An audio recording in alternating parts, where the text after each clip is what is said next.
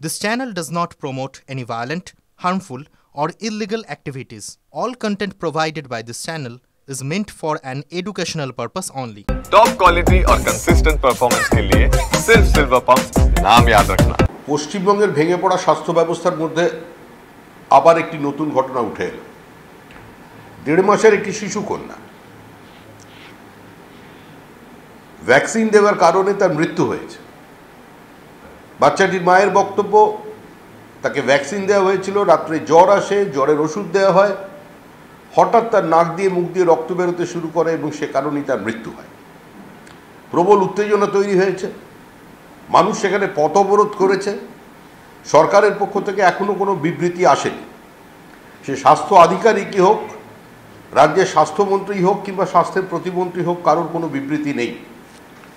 হাইকোর্টের নির্দেশ দেওয়ার পরেও আজকে যে স্যালাইনের কারণে এতগুলো মানুষের প্রাণ চলে গেল, গোটা পশ্চিমবঙ্গের স্বাস্থ্য ব্যবস্থা সারা ভারতবর্ষের সামনে প্রশ্নচিহ্নের সামনে দাঁড়িয়ে গেল, আজকে এখনও সেই কোম্পানিগুলোর বিরুদ্ধে কোনো ব্যবস্থা নেওয়া হয়নি।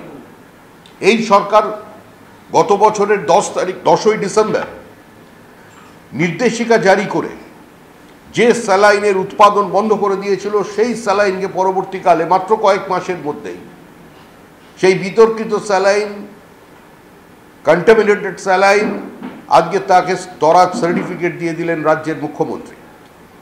এমনকি যে ফেয়ার প্রাইস শপ আছে সেখানে পর্যন্ত এই স্যালাইন বিক্রি হয়েছে, এগুলোকে বন্ধ করা যায়নি।